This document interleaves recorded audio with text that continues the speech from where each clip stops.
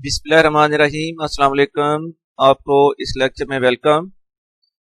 आज इस लेक्चर के लिए टॉपिक्स आप देख रहे होंगे, बहुत इंपॉर्टेंट टॉपिक्स शामिल किए गए हैं इस लेक्चर में। इसमें हम डिस्कस करेंगे प्रोजेक्टाइल मोशन डेफिनेशन और फिर डेरिवेशन शामिल है।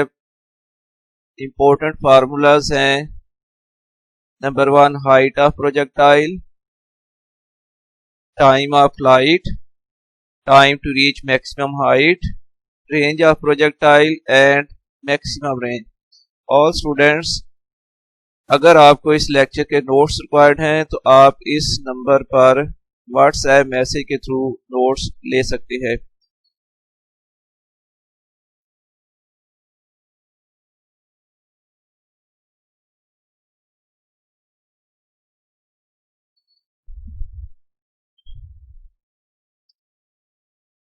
तो ये इम्पोर्टेंट क्वेश्चन है, बोर्ड के पॉइंट ऑफ व्यू से इस तरह होता है।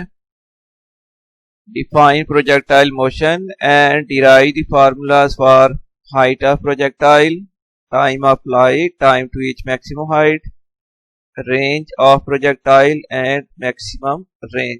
इस तरह इन वर्डिंग में ये क्वेश्चन आपसे पूछा जा सकता है। तो चलें अब इसका हम आंसर डिस्कस कर लेते हैं। सबसे पहले हम डिफाइन करेंगे projectile motion. Projectile motion is a two dimensional motion under acceleration due to constant acceleration due to gravity.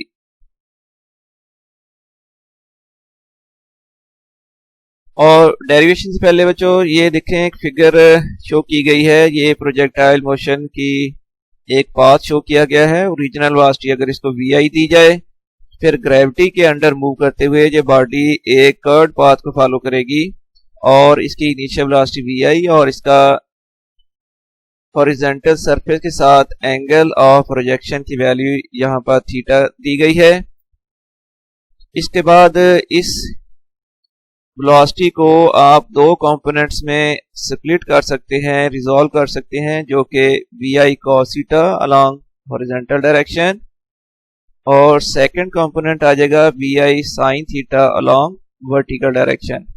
इन्हीं कंपोनेंट्स को यूज करते हुए फर्दर हम डेरिवेशन करेंगे। तो consider a projectile thrown at an angle theta with the horizontal surface with initial velocity vi।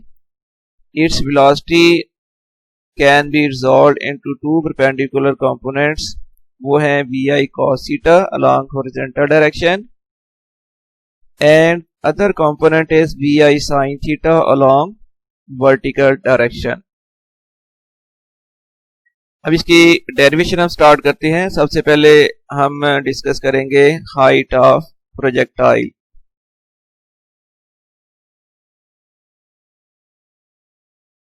सबसे पहले अगर इसको डिफाइन कर लें तो maximum distance covered by a projectile in vertical direction is called height of projectile. तो यहाँ figure में देखिए, ये इसका हॉरिजॉन्टल सरफेस है और इस सरफेस से लेकर ये है मैक्सिमम हाइट। तो हॉरिजॉन्टल सरफेस से लेकर मैक्सिमम वर्टिकल डिस्टेंस जो होगा that is the height of the projectile. और इसकी डेरिवेशन के लिए हम यूज करेंगे third question of motion 2as equals to vf square minus vi square. और अपवर्ड मोशन के लिए, क्योंकि ये डिस्टेंस अपवर्ड मोशन में है, तो फॉर अपवर्ड मोशन हम डिस्टेंस s को रिप्लेस करेंगे हाइट के साथ। अपवर्ड डायरेक्शन में एक्सेलरेशन हो जाएगा ग्रेविटेशनल एक्सेलरेशन के इक्वल और इसकी वैल्यू नेगेटिव होगी बिकॉज वेलोसिटी डिक्रीजिंग और body is moving against the force of gravity, so acceleration is negative. Retardation होगी, वेलोसिटी डिक्रीज होगी और इनिशियल वेलोसिटी बॉडी की अपवर्ड डायरेक्शन में है vi sin थीटा और मैक्सिमम हाइट पर जाकर फाइनल वेलोसिटी वर्टिकल डायरेक्शन में फाइनल वेलोसिटी जो है वो हो जाएगी 0। तो ये अभी हम इसमें वैल्यूज पुट करेंगे। एक बार दोबारा देख लिए, हाइट डिस्टेंस रिप्लेस हो जाएगा हाइट के साथ, एक्सेलरेशन इक्वल हो जाएगा gravitational acceleration with negative sign, initial velocity V I sine theta और फाइनल वेलोसिटी हो जाएगी इक्वल टू 0। उसकी रीजन हमने बता दी, because at maximum height vertical component of velocity become 0। अब इस क्वेश्चन में, थर्ड क्वेश्चन में ये वैल्यूज पुट करेंगे तो फिर 2 into minus g into h equal to 0 square minus v i sine theta square. Next step में फिर ये आ जाएगा minus 2 g h equal to 0 minus v I square sine square theta minus 2 g h फिर equal हो जाएगा v minus v आई square sine square theta. इसके बाद बोथ साइड से माइनस साइन कैंसिल हो जाएगा, तो माइनस साइन कैंसिल होने के बाद 2 जी एच इक्वल आ जाएगा we I square sine square theta, और आपने हाइट h फाइंड करनी है, तो ये 2g जो मल्टीपल है इसको राइट साइड में अगर ले जाएं तो राइट साइड में जाकर ये ओवर में आ जाएगी टर्म 2g। इस तरह फिर हाइट ऑफ प्रोजेक्टाइल के लिए फार्मूला बन जाएगा we I square sine square theta divided by 2g।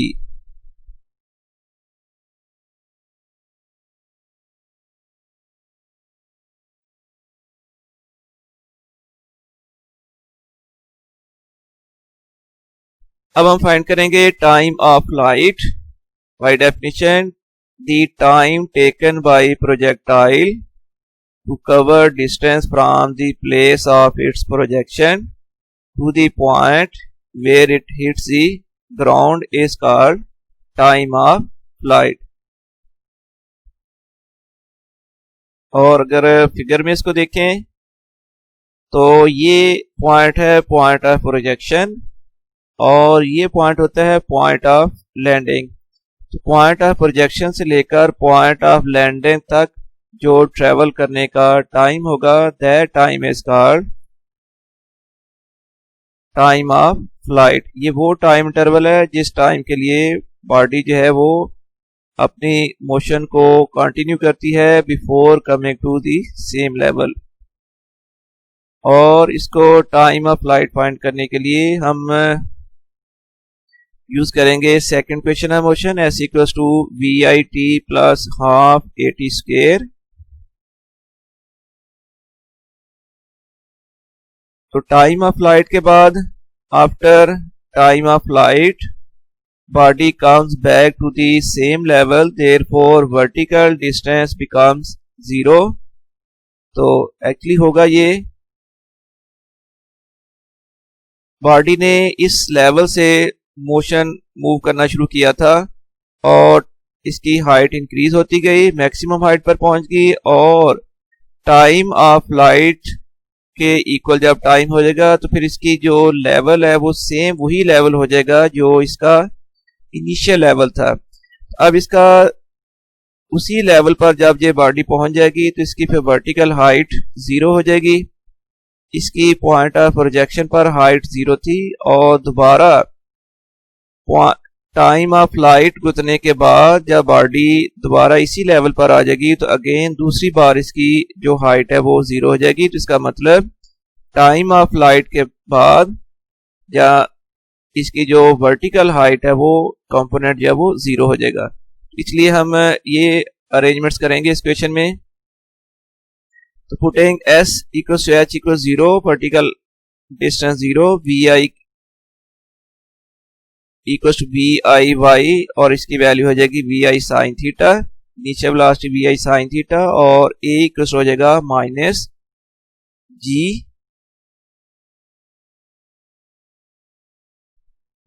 ये वैल्यू पुट की जाए इस क्वेश्चन में तो 0 फिर इक्वल्स हो जाएगा we I sine theta into T plus half into G की वैल्यू आ जाएगी minus G T square. Minus G की वैल्यू पुट करने की रीजन वर्टिकल मोशन, तो 0 फिर इक्वल्स आ जाएगा we I sine theta T minus half G T square. और इसके बाद नेक्स्ट स्टेप में आप यूं करें कि ये minus half G T square वाली टर्म को हमने शिफ्ट कर लिया लेफ्ट साइड पर, तो फिर साइन चेंज हो गया, तो half G T square equals to V I sine theta T. और इस स्टेप में बच्चों बोथ साइड पर टी की एक पावर जो कैंसिल हो जाएगी। लेफ्ट साइड में टी स्क्वेयर है, राइट साइड में टी की पावर 1 है, तो एक पावर कैंसिल होगी। एक पावर कैंसिल होने के बाद नेक्स्ट स्टेप फिर बन जाएगा half G T equals to V I sine theta. और हमने t की वैल्यू फाइंड करनी है, तो ये 2 ओवर में है, राइट साइड में जाके मल्टीप्लाई हो गया, और g जो मल्टीपल है राइट साइड में ओवर में आ गया। तो इस तरह टाइम ऑफ लाइट के लिए फार्मूला बन जाएगा 2 V I sine theta divided by g।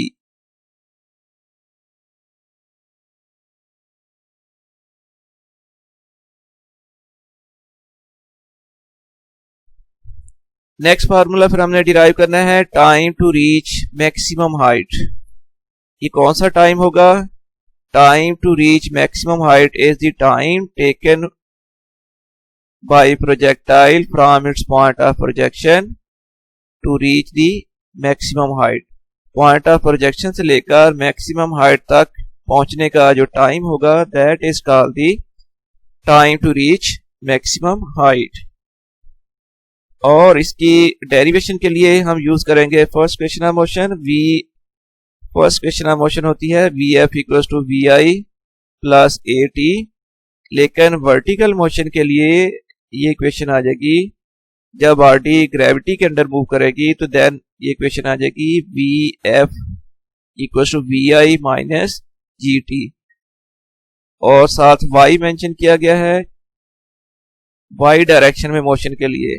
We can use first equation of motion to find the time of projectile to reach maximum height, that is Vfy equals to Viy minus gt। और acceleration negative put करने की reason body gravity के against move करेगा, तो इसका acceleration negative हो जाएगा क्योंकि इसकी वेलोसिटी डिक्रीज होगी। अब मैक्सिमम हाइट पर जाकर फाइनल वेलोसिटी डेफिनेटली 0 हो जाएगी। At maximum height, the vertical component of the velocity becomes 0. So therefore, Vfy equals to 0. अब इसमें Vfy की वैल्यू अगर हम 0 पुट कर लें, फिर 0 इक्वल्स टू आ जाएगा Viy माइनस gt। अब Viy की वैल्यू पुट करें, 0 इक्वल्स टू फिर आ जाएगा Vi sine theta minus gt। ये gt वाली टर्म लेफ्ट साइड में ले आए, तो फिर gt इक्वल्स टू आ गया वी आई साइन थीटा। तो इस तरह फिर t की वैल्यू आ जाएगी V I sine theta divided by g। तो ये है relation time to reach maximum height, जो कि टाइम ऑफ लाइट का हाफ टाइम है। जो टाइम ऑफ लाइट आप फाइंड करते हो, time to reach maximum height जो है उसका हाफ होगा।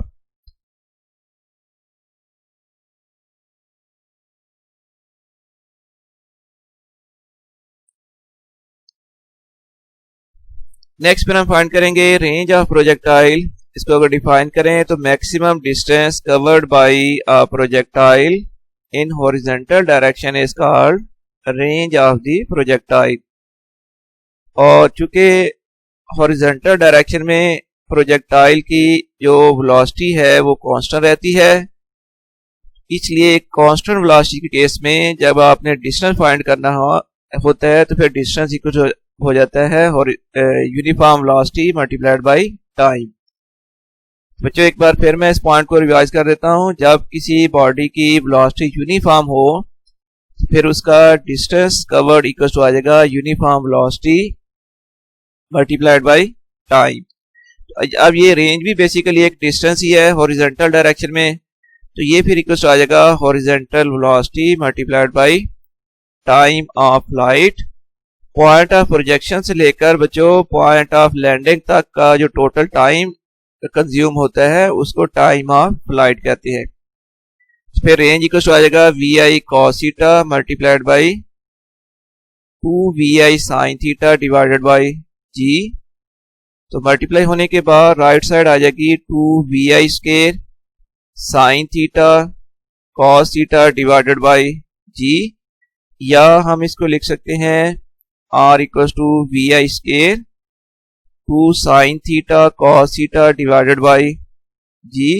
अब बच्चों मैथमेटिक्स में एक फार्मूला होता है 2 sine theta cos theta equals होता है साइन 2 थीटा के इक्वल, इसलिए हम ये जो 2 साइन थीटा cos थीटा है इसको हम लिख लेंगे इक्वल्स टू साइन 2 थीटा के।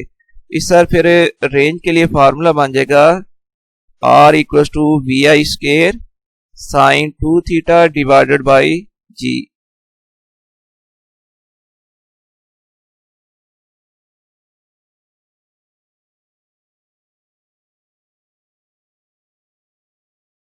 अब हमने कैलकुलेट करनी है, फार्मूला डिराइव करेंगे मैक्सिमम रेंज। तो range of projectile is given as r equals to V I square sine 2 theta divided by G. और बच्चों ये रेंज अगर वी आई कॉन्स्टेंट है, पर्टिकुलर वैल्यू है वी आई की, जी भी उसकी फिक्स वैल्यू है, तो फिर रेंज प्रोपोर्शन डिपेंड करेगा साइन 2 थीटा फैक्टर पर। आप वी आई और जी को फिक्स रखते हुए जैसे जैसे एंगल चेंज करते जाते हो तो रेंज चेंज होती जाएगी। तो अब ज़ाहिर है हमारी रिक्वायरमेंट है कि रेंज को मैक्सिमम करना है, हमने रेंज मैक्सिमम होनी चाहिए। तो मैक्सिमम रेंज के लिए ये जो साइन 2 थीटा फैक्टर है इसकी वैल्यू भी मैक्सिमम होनी चाहिए, और किसी भी साइन थीटा की मैक्सिमम वैल्यू 1 के इक्वल हो सकती है। तो जब आपने मैक्सिमम रेंज फाइंड करनी है तो आपने साइन 2 थीटा की वैल्यू को मैक्सिमम करना होगा और उसकी मैक्सिमम वैल्यू 1 के इक्वल होगी। जबकि वी आई और जी अगर आप चेंज नहीं कर रहे तो वी आई और जी की पर्टिकुलर वैल्यूज के लिए अगर आप रेंज मैक्सिमम करना चाहते हो तो आपको साइन 2 थीटा फैक्टर मैक्सिमम करना है जो कि इक्वल टू 1 के इक्वल है। For a particular values of Vi,